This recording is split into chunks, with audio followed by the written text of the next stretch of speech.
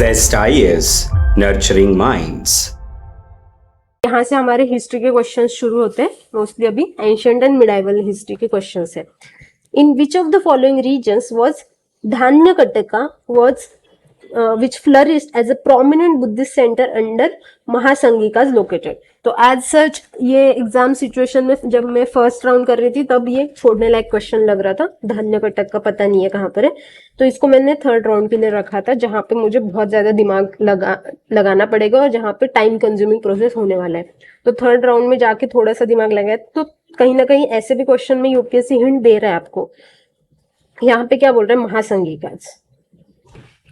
तो महासंघिकाज का हमें ओरिजिन पता है, कहाँ हुआ था। सेकेंड बुद्धिस्ट काउंसिल जो हुई थी 383 बीसी में, वहां पे दो सेपरेट हुए थे, महासंघिकाज एंड स्थाविरावादीज। तो महासंघिकाज आगे जाके क्या हुए थे, महायाना सेक्ट में कन्वर्ट हुए थे।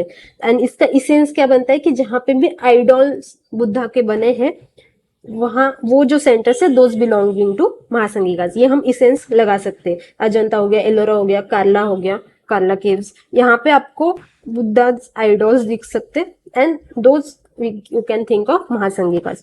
अभी हम ऑप्शंस पे आते हैं। Magadha, again this is known for foundation of Buddhism, क्योंकि यहाँ पे कौन थे, हमारे भगवान बुद्ध थे 6th सेंचुरी बीसी से। ये time period, again this time period is important, जो जनरली आपके सेकेंड थर्ड सेंचुरी बीसी में जहां से फ्लरिशमेंट शुरू हुई है या फिर प्रोमिनेंस आया है जिन सेंटर्स का, वो हमारे प्रोक्सिमेट ऑप्शंस होंगे। तो ये तो 6th सेंचुरी बीसी से है, फाउंडेशन पीरियड से, तो ये ऑप्शन इसकी वजह से कट हो गया। उसके बाद आपका जो गांधारा है दैट इज समथिंग जहां से हमारे इंडो ग्रीक्स या फिर कुशानाज या फिर शाकाज, मेनली कुशानाज का काफी काम है बुद्धिज्म को वहां पे एक्सपांड करने के लिए। तो ये कब हुआ था, 1st सेंचुरी बीसी, राइट। तो इस वजह से मैंने ये भी कट कर लिया। उसके बाद आपका आता है कलिंगा। कलिंगा से मुझे आता है कलिंगा वॉर याद, जो कहाँ हुआ था, ओडिशा में, ठीक है। एंड कलिंगा वॉर कब हुआ था, वो एग्जैक्ट डेट हमें पता है 261 बीसी, ठीक है। बट जैसे ही ओडिशा आता है मुझे 3 प्रोमिनेंट चीजें आती है जिसको हम डायमंड ट्रायंगल बोलते हैं। वो कहाँ पर है, ललितगिरी, उदयगिरी एंड रत्नागिरी। ये तीनों जगह जो है हम डायमंड ट्रायंगल से नोन है, जहाँ पे वैसे तो हीनयान, महायान, वज्रयान सबके सेंटर्स पाए जाते हैं, but this is something known for origin of Vajrayana, जिसके कुछ प्रिंसिपल्स जो है that is different from Mahayana. यहाँ पे तांत्रिज्म और इसको ज्यादा प्रोमिनेंस आ चुका था। तो ये वज्रयाना सेक्ट के बारे में अगर क्वेश्चन होता तो मैं प्रोमिनेंटली इसको मार्क करती हूँ, ओडिशा की जो भी साइट्स होती है वहां पे। एंड हमें ये भी पता है कि ओडिशा में और एक धौलागिरी केव है ना,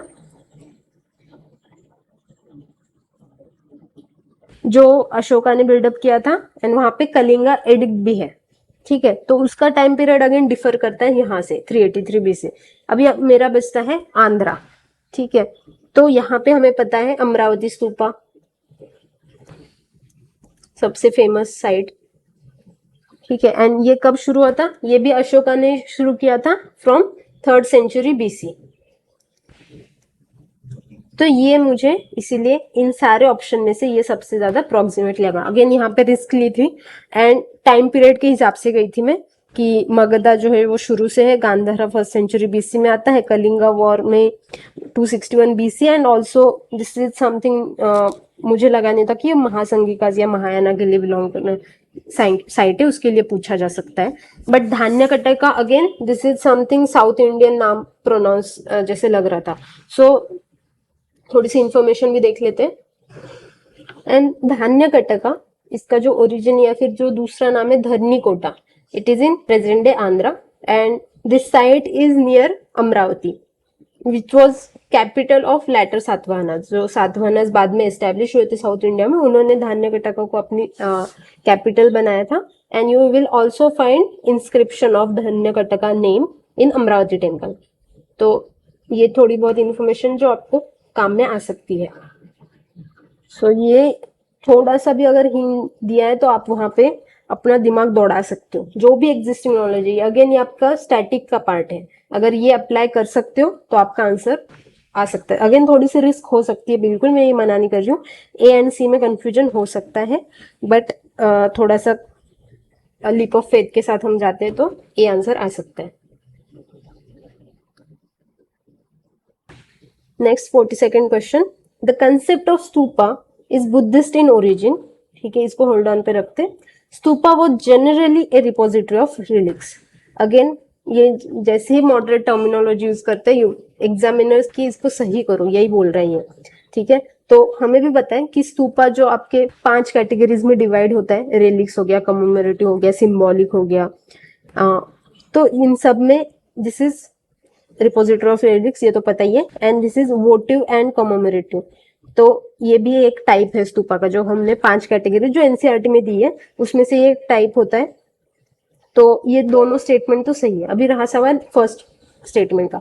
तो यूपीएससी जनरली बहुत से ऐसे क्वेश्चन आपके लास्ट प्रीवियस ईयर में आपको मिलेंगे जहां पे इंडिजिनस, यूपीएससी इनवर्ड्स पे हमेशा खेलता है, हमेशा यहाँ पे कहीं ना कहीं ट्रैप लगा रहता है जब भी ये इंडिजिनियस, ओरिजिन, नेटिव इनकी बातें करता है। तो इसकी वजह से मुझे यहाँ पे एक थिंकिंग प्रोसेस मुझे लगा कि यहाँ पे ध्यान बिल्कुल देना चाहिए। यूपीएससी ने पहले भी यहाँ पे हमें फंसाया है, and also we can understand कि जो ये अगेन आपके जो थिंकिंग प्रोसेस है उसको आप कैसे कलेक्ट कर सकते हो। हमें पता है कि Buddha is also been considered as a avatar of Vishnu, which might be correct और इनकरेक्ट, कुछ भी हो सकता है, बट ऐसा कुछ माना जाता है। तो हो सकता है कि आपके एंशियंट इंडिया में कहीं तो इसका कुछ तो ओरिजिन होगा, हो सकता है, क्योंकि अगर Buddha was been considered as avatar of Vishnu तो स्तूपा के बारे में भी कुछ होगा, क्योंकि stupa again it is something क्या, repository of relics, and this repository of relics is also it also exist in Egypt culture, जहां पे मम्मी वगैरह डिपॉजिट करते हैं मम्मीज, तो वो that is also something called is repository of relics. तो origin वहां पे भी हो सकता है, कहीं पे भी हो सकता है। सो विद दैट लॉजिक मैंने इसको गलत किया था, and I am left with only 2। सो मैंने बाद में आके देखा कि वेदर इट इज करेक्ट और नॉट। तो एनसीईआरटी का थीम में आपको सीधा सीधा लाइन दिखेगा, यहाँ पे देखो, ये 3rd चैप्टर की शुरुआत है, एंड दिस इज सेइंग कि construction of stupas and viharas as a part of monastic establishment became the part of Buddhist tradition. तो ये यहाँ पे ये नहीं बोल रहा है कि दिस इज द ओरिजिन इसका बुद्धिस्ट ट्रेडिशन से हुआ था, but it is saying became the part of. तो अगर एनसीईआरटी का यूपीएससी एज इट इज मानता है देन सर्टनली आपका जो सेकंड स्टेटमेंट है वो गलत होगा। एंड ऑल्सो बहुत सी जगह पे ये भी लिखा है कि जो स्तूपा है ये ऋग्वेदा में भी आपको मिल जाएगा, ऋग्वेदा में, अथर्ववेद में इसके बारे में मेंशन किया गया है। So that is why your answer is only 2। Next again UPSC का फेवरेट टॉपिक है जहां से क्वेश्चन पूछे जाते हैं। With reference to ancient South India, Korkai, Poompuhar and Mucheri were well known as, and 4 option दिए। तो अगेन मुझे ये रिडंडेंट ऑप्शन कट करने। Centres of iron and steel making, again iron and steel making, mostly iron जो है वो आपका इंडस वैली सिविलाइजेशन, वहां पे जो भी डेवलपमेंट हुए थी वहां से अगर सेंटर्स आते हैं तो सही है। साउथ इंडिया में एज सच ऐसा कोई सेंटर मुझे पता नहीं है, अगर आते भी अगर ऐसे मेटल्स के मेटल मेकिंग के, तो वो आईवीसी साइड को ज्यादा फोकस करेगा UPSC, not something in south India. IVC में कोई साउथ इंडिया की एज सच बहुत ज्यादा जनरली हम नहीं पढ़ते हैं, तो इस वजह से मैंने ये 3rd स्टेट सी तो कट किया। उसके बाद आपके आते हैं श्राइन्स ऑफ जैन तीर्थंकराज। तो हमें पता है कि साउथ इंडिया में बहुत जो प्रोमिनेंट जैन तीर्थंकराज के साइट्स है वो एनसीईआरटी में दिए है, और यूपीएससी मोस्टली एनसीईआरटी में जो भी नाम आते हैं वहां से पूछता है, तो मैंने तो कहीं नहीं पढ़ा था ये, तो डीबी आपका कट डाउन होता है। उसके बाद आते हैं आपके कैपिटल सिटीज एंड पोर्ट्स। अभी यूपीएससी हमेशा इस थीम पे बहुत फोकस करता है, पोर्ट्स पे हमेशा क्वेश्चंस आते ही है, एंड ये प्रीवियस ईयर पेपर से भी हमें पता है कि ये वाले सेंटर्स पहले भी पूछे गए। तो इसका आंसर ऐसे तो नॉलेज से डायरेक्टली आ जाता है आपको, बट यूपीएससी का एंशियंट इंडिया में थीम्स कौन सी प्रोमिनेंट रहती है, जैसे पोर्ट्स हो गया या फिर इरिगेशन हो गया, जो आपके सोशल एंड इकोनॉमिक एस्पेक्ट्स जो बिलोंग करते हैं ना, वहां से यूपीएससी वो टर्मिनोलॉजीज उठाता है। ट्रेड हो गया, पोर्ट्स पे तो काफी बार सवाल पूछे, and you will see as it is question in 2020 UPSC paper, also CDS का जो क्वेश्चन पेपर था 2021 में, एज इट इज स्पोर्ट्स के नाम दिए थे, तो ये वहां से डायरेक्ट उठाया हुआ क्वेश्चन है, एज इट इज। तो अगर किसी ने ये भी किया होता तो डायरेक्टली आ जाता है ये, ठीक है। सो ये एकदम ही रिपीटेड थीम है, तो ये लीप ऑफ फेथ ले सकते हो अगर बिल्कुल भी आइडिया नहीं लग रही है तो। अगेन इन तीनों का थोड़ा सा बेसिक इन्फॉर्मेशन होना चाहिए।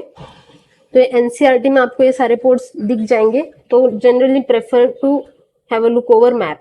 मैप में आपकी विजुअल मेमोरी बनती है, मैंने पहले भी इसी पेपर में डिस्कस किया है कि पोर्ट्स वाली एंशियंट इंडिया के मैप्स देख लेना एनसीईआरटी में जो मैप्स दिए। तो कोरकोई जो है वो पांड्याज की थी port, which is in present day Tamil Nadu. Pampuhar, it can be also, there is another name Puhar जो तमिलनाडु में है। Kaveri is another port and it was under Chola dynasty, and Muchiri again Kerala, Mujiris ये भी आया हुआ है, यहाँ पे हमारे Greek and Roman trader mostly आते थे। नेक्स्ट क्वेश्चन काफी इंटरेस्टिंग है, क्योंकि ऐसे जिसके बारे में बिल्कुल पता नहीं होता वहां पे दिमाग हम बिल्कुल वहां बैठ के लगा सकते हैं, हमें ढूंढने की जरूरत नहीं कि मैंने क्या पढ़ा था इसके बारे में, तो ये सबसे अच्छा तरीका होता है। So which of the following explains the practice of Vattakkiruthal as mentioned in Sangam poems। ठीक है, यहाँ पे दो कीवर्ड मुझे दिख रहे, it is something practice which is being followed and this is mentioned in Sangma poem. तो संगमा पोएम में अगर किसी कुछ चीज के बारे में मेंशन है, that must be something very special, ये मैं कंक्लूजन ड्रॉ कर सकते हैं, इट इज समथिंग प्रैक्टिस। ठीक है, तो यहाँ पे क्या दिया है, एक एक ऑप्शन कट डाउन करते जाते हैं। पहले सी ऑप्शन देखो, young girls keeping watch over agriculture fields and driving away birds and animals. तो ये कितना जेनेरिक ऑब्जर्वेशन है कि कोई गुजर रहा होगा सड़क से और उसने वहां पे देख लिया कि कुछ लड़कियां एग्रीकल्चर फील्ड पे नजर रखे हुए और बर्ड्स और एनिमल्स को हटा रही है। तो ये जनरल चीज है, इसमें संगम पोएम में स्पेशल मेंशन करने जैसा कुछ मुझे लगा नहीं, सी ऑप्शन गलत हो जाता है। उसके बाद सेकंड क्या बोल रहे हैं, learn persons assembling in royal courts to discuss religious and philosophical matters. तो इसके लिए संगमा एज में आपकी क्या थी, संगमा असेंबलीज थी।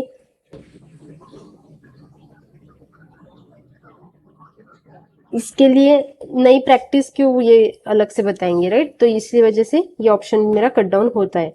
फिर Kings employing women bodyguard, and मेरा अभी इन दोनों में मुझे कंपैरिजन करनी है कि कौन सी ज्यादा सही हो सकती है। The king defeated in a battle, committing ritual suicide by starving himself to death. Again, this is something war से related। king के अपने जो उसका राज्य होता है उसके बिलोंगिंग कोई तो बड़ी सी प्रैक्टिस लग रही है, राइट। एंड पहले भी यूपीएससी ने एक सवाल इसी लाइन पे पूछा गया था, Hiranyagarbha. This is also something practice perform by king. तो इस पे सवाल पूछा गया था, यूपीएससी इस मामले में फोकस करता है। तो मिडाइवल इंडिया में ऐसा जनरल ऑब्जर्वेशन हम देख सकते हैं कि यहाँ पे वॉर इथिक्स पे क्वेश्चन पूछते हैं, या फिर किंग्स के जो सैक्रिफाइसेस है उस पे क्वेश्चन आता है, इस पे पहले भी आ चुका है, तो ये रिपीटेड थीम है। And Kings employing women bodyguard, तो एज सच ये प्रैक्टिस कोई इतनी स्पेशल मेंशन करने जैसे नहीं। और प्रैक्टिस क्यों बोलेंगे, इट इज समथिंग रूल कि किसी एक पर्टिकुलर किंग ने ऐसा कुछ किया होगा, नॉट नेसेसरी कि सबने यही प्रैक्टिस फॉलो की होगी। इसके जो डिसेंडेंट्स है उन्होंने में भी इस रूल को हटा दिया होगा, राइट। तो इस वजह से इसको एज सच ऐसा नहीं बोल सकते कि प्रैक्टिस है, it can be some any rule कि चलो आज से वुमेन्स को भी बॉडीगार्ड बनने का अपॉर्चुनिटी हम देते, right. And this is something very important, it seems कि अगर किंग डिफीट होता है तो उनको ये खुद पे सेल्फ सैक्रिफाइस जैसी चीज करनी पड़ेगी, ठीक है। And also one another thing जो यूपीएससी ने ऑलरेडी सीएससी 2022 के पेपर में दिए, जहां पे संगमा पोएम पे क्वेश्चन पूछा था। सो this is again repeated theme from last year, जहां पे वॉरियर इथिक्स इस पे क्वेश्चन था। तो अगर यहां से हिंट ड्रॉ करते तो दैट इज डी ऑप्शन हमारा करेक्ट हो जाता है। नेक्स्ट क्वेश्चन काफी चैलेंजिंग क्वेश्चन बोल सकते हो आप इसको, क्योंकि जनरली अभी तक यूपीएससी जो है मिडाइवल इंडिया के इंपॉर्टेंट या फिर बहुत मेजर डायनेस्टीज पे फोकस करता था, पर यहाँ पे काफी छोटी छोटी डायनेस्टीज के ऊपर भी क्वेश्चन पूछा गया है। बट अगर थोड़ी सी टाइमलाइन पता है तो सॉल्व किया जा सकता है।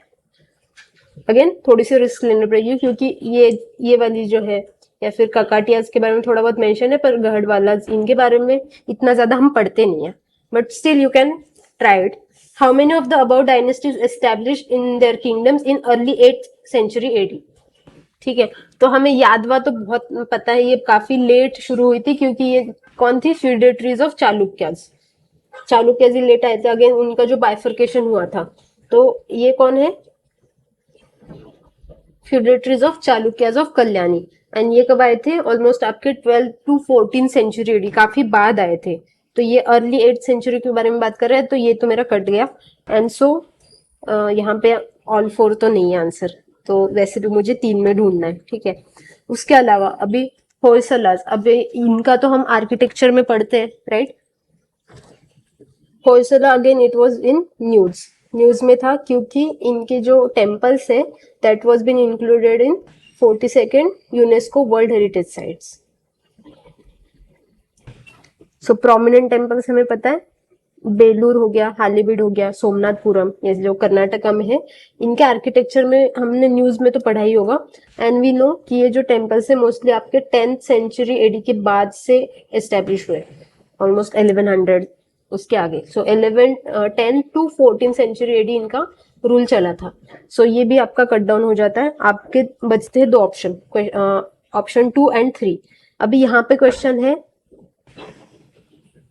भी ये जो डायनेस्टी है ये कब आई थी? After breaking down of Pratiharas. तो आपके गुर्जरा प्रतिहारास जो है, इनका ही रूल चला था आपका मिड 8th सेंचुरी से शुरुआत हुई थी। ये they started rising and 11th century तक इनका रूल चला था। इसके बाद इनका ब्रेक डाउन हो गया, and one of the dynasty that created was Gahadavalas. तो ये ओल्ड एनसीईआरटी में एग्जैक्टली दिया है कि गुर्जरा प्रतिहारा कौन से डायनेस्टी में ब्रेकडाउन हुआ था बाद में। तो गढ़वाला जो है आपके ये कनौज में ये आए थे। उसके बाद परमार जो है वो आपके मालवा रीजन में आए थे। उसके बाद आपके चौहान जो है वो अजमेर रीजन में आए थे। उसके अलावा काफी छोटी छोटी डायनेस्टीज भी क्रिएट हुई थी, कि जैसे चंडेलाज हो गए तो ये बुंदेलखंड एरिया में, तोमार्स हो गए जो दिल्ली में थे, फिर कालाचुरी जो जबलपुर एरिया में थे, चांडेलाज पता ही है। तो ये सारे गुर्जरा प्रतिहार के ब्रेकडाउन के बाद आए थे। तो ये तो अर्ली 8th सेंचुरी एडी में तो नहीं आए। And again this part is very important. ये ओल्ड एनसीईआरटी में जो भी सारे नाम दिए हैं, यूपीएससी ने पिछले साल भी पूछा था ये सारे ऑर्डर्स में, और इस साल भी उस पर क्वेश्चन आए, तो do have a look over this कि कौन से नाम दिए हैं। देन ककाटियाज, अगेन ये बहुत बाद में आए थे, almost 13th to 15th century AD. तो एज सच ये तीनों तो हमें पता है। गढ़वाला के बारे में थोड़ा सा डाउट हो रहा था, बट ये पता था अगर गुर्जरा प्रतिहारा के ब्रेकडाउन के बाद आए तो आप अंदाजा लगा सकते थे, क्योंकि इनकी शुरुआत मिड 8th से शुरू हुई थी। So that is why our answer is none. ऐसे क्वेश्चन में कोई चांस मत लेना if you don't know exact information. यहाँ पे नॉलेज इज प्रोमिनेंट। टाइमलाइन हो गई एंशियंट इंडिया की या फिर मिडाइवल इंडिया की। तो again this is now change in the pattern. पहले बहुत मेजर डायनेस्टीज पे फोकस रहता था, अभी काफी छोटी छोटी डायनेस्टीज पे भी क्वेश्चन आता है। तो at least time period and region, इतनी 2 चीजें देख लेना। मैच द पेयर्स पूछा है, literary works and their authors. तो इसमें से 2 तो बहुत प्रोमिनेंट हम पढ़ते ही रहते, देवी चंद्र गुप्तम और दूसरा हो गया मिलिंद पन्ना। तो देवी चंद्र गुप्तम हमें पता है किसने लिखा था, it was being written by Vishakhadatta. He is very famous author Vishakhadatta. Kalidasa के बाद अगर कोई फेमस ऑथर हो चुके हैं दैट इज संस्कृत स्कॉलर, वो है विशाखादत्त। और इनकी ही एक और बुक है मुद्रा राक्षस। तो यूपीएससी ने इस पे भी पहले भी पूछा है सवाल। तो इनके 2 फेमस बुक थे, देवी चंद्र गुप्तम एंड मुद्रा राक्षस। तो ये हमें पता है अपने नॉलेज से। So that's why this is wrong. ठीक है, एंड ये अभी किस पे लिखी हुई थी, that was written on Gupta king Ram Gupta, इनके ऊपर ये बुक लिखी हुई थी। उसके बाद मिलिंद पन्ना, तो ये भी आपके एनसीईआरटी में एज इट इज इनका मेंशन है कि this is something dialogue, it was dialogue between king मियांडर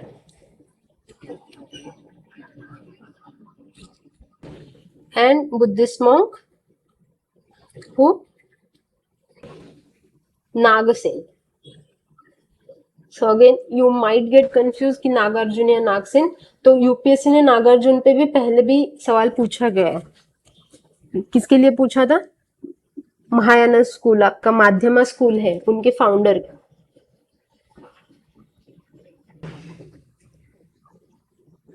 तो ये काफी फेमस पर्सनैलिटी भी है। हमें जो एटलीस्ट प्रोमिनेंट पर्सनैलिटीज है बुद्धिज्म जैनिज्म में, उनके बारे में तो पता होना चाहिए। तो ये पीवाईक्यू से आपको कवर हो जाता है, ठीक है। तो ये भी गलत दिया हुआ है उन्होंने। हमारे पास बचते अभी दो थोड़े से अननोन ऑप्शंस।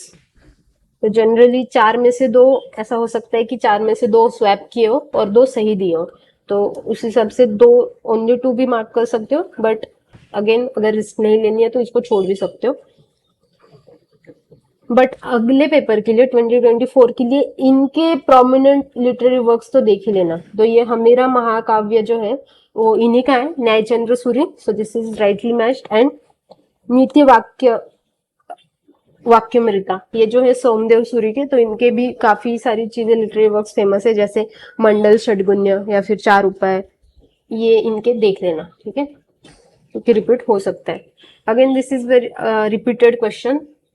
एक डिस्क्रिप्शन दिया है, souls are not only property of animal and plant life but also of rocks, running water, many other natural objects not looked on as living by other religious sects. तो देखो यहाँ पे even if आपको समझ में नहीं आ रहा है ये किस बारे में, तो थोड़ी सी हिंट यहाँ पे यूपीएससी ने दी है। क्या बोल रहा है? many other natural objects not looked on as living by other religious sects। तो मोस्टली ये जिनकी बात कर रहे हैं दैट इज समथिंग डिफरेंट, बाकी के सेक्ट्स की जो आइडियोलॉजी होगी उनसे इनकी काफी अलग हो सकती। तो ऐसे 2 ही मेन सेक्ट है आपके। हेटेरोडॉक्स स्कूल से कौन बिलोंग करते हैं? सो बाकियों से अलग फिलोसॉफी रखने वाले हेटेरोडॉक्स स्कूल जो 2 है, जैनिज्म एंड बुद्धिज्म, ठीक है। सो हमारी ये 2 ऑप्शन अगेन यहाँ पे यूपीएससी ने क्लब करके दिए, ये दोनों भक्ति ट्रेडिशन से है एंड ये जो दोनों भी हेटेरोडॉक्स स्कूल से है, ठीक है।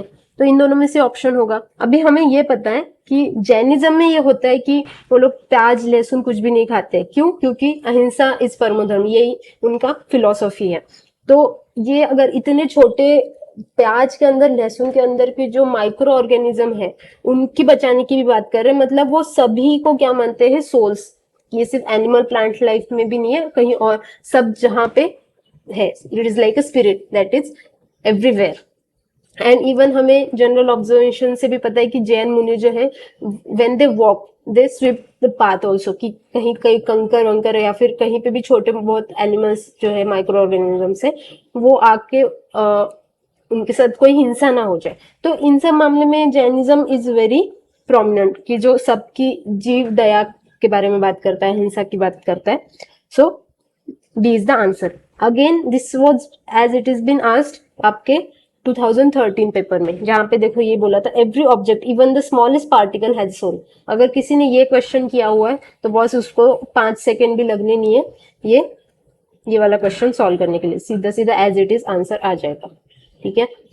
Next question, who among the following rulers of Vijayanagara empire constructed a large dam across Tungabhadra river and canal cum aqueduct several kilometers long from river to the capital city? Again Vijayanagara Empire 5 star.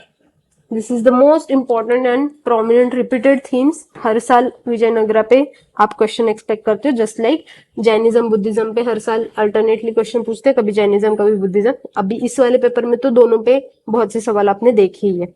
तो Vijayanagara is also जहां से question हमेशा पूछते रहते हैं, और यहाँ पे भी हम प्रोमिनेंट रूलर्स पढ़ते हैं और उनका आर्किटेक्चर पढ़ते हैं, उनके फेमस टेम्पल्स पढ़ते हैं। तो जो टच्ड एरियाज है वहां पे आप जा सकते हो। तो यहाँ पे थोड़ा सा डिटेलिंग में क्वेश्चन पूछा है। एज सच हम बस ये देखते हैं कि हाँ आर्किटेक्चर कैसा है, तो इन्होंने कनाल के बारे में पूछ लिया। But again you can expect कि यूपीएससी जो है आपके आंसर्स भी वही फॉर्म करेगी which are very well known. अगर आपको रिस्क लेनी है, आपको चूज करना है 50-50 में, तो you can go with the well known option जो कन्वेंशनल रीडिंग में आपके आते हैं। और there will be exceptions, I am not denying that fact कि कहीं कहीं पे आपका एक्सेप्शन भी, लेसर नोन फैक्ट्स भी आपको पूछ सकते हैं। बट अगर प्रोबेबिलिटी देखा जाए तो ज्यादा पढ़ने में जो आते हैं वो आंसर हो सकता है। ठीक है, सो देवराया one again this is very well known, हमें इनके बारे में पता है। एंड इनके बारे में कुछ ज्यादा पढ़ा नहीं है, सुना भी नहीं है, तो इनको कट डाउन कर सकते हैं। रहा सवाल आपका ए एंड डी का, तो Virupaksha again this is temple, temple के नाम से हम पढ़ते हैं, तो किंग के बारे में तो नहीं पढ़ते इनका। रहा सवाल आपका A option, so this is answer. Krishnadevaraya one के बारे में हम बहुत सी चीजें पढ़ते हैं। पैच,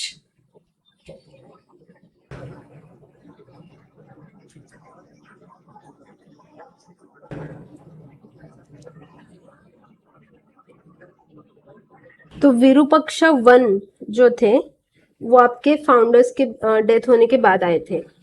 तो देवराया वन, विरूपक्षा वन और उसके अलावा बुक्का राया, ये सारे भी कौन से हैं? संगमा डायनेस्टी से। तो आपके विजयनगरा में 4 डायनेस्टी आती है, they are belonging to Sangama dynasty.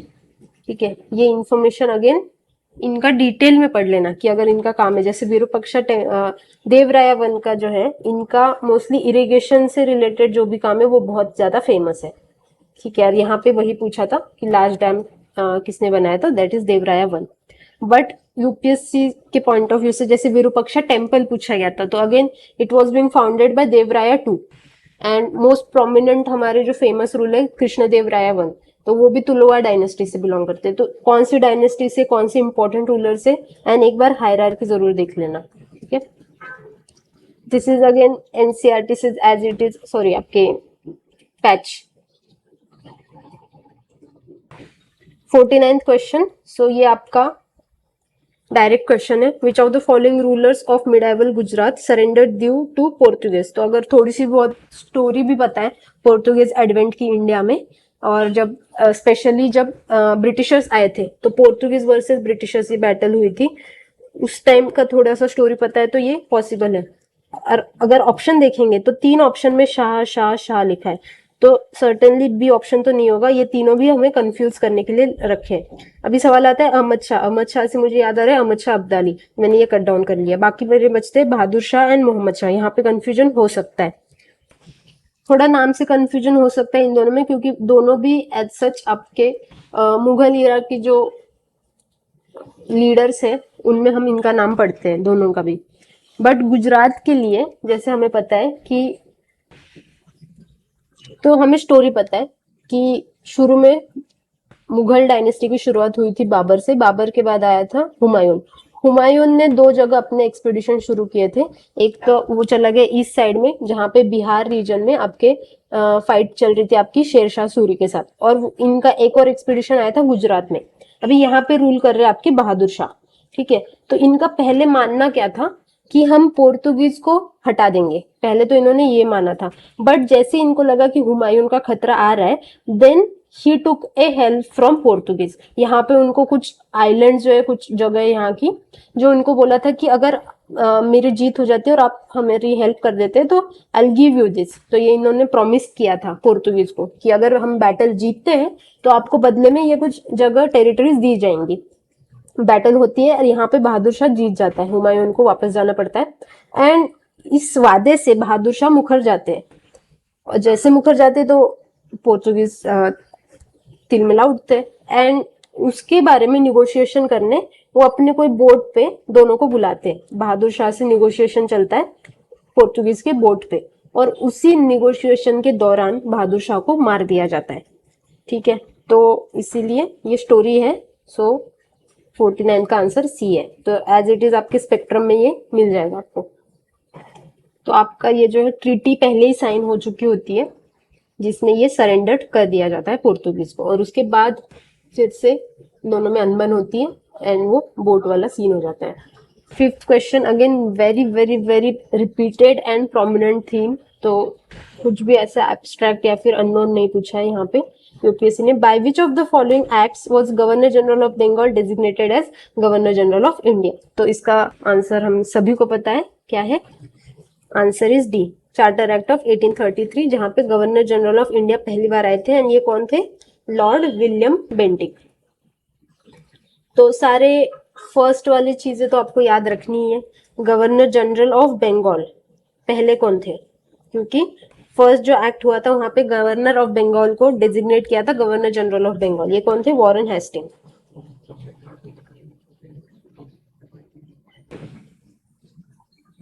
Similarly आपका 1858 का जो एक्ट आता है उसके बाद नए पोजीशन डेजिग्नेट की थी वॉइस रॉय.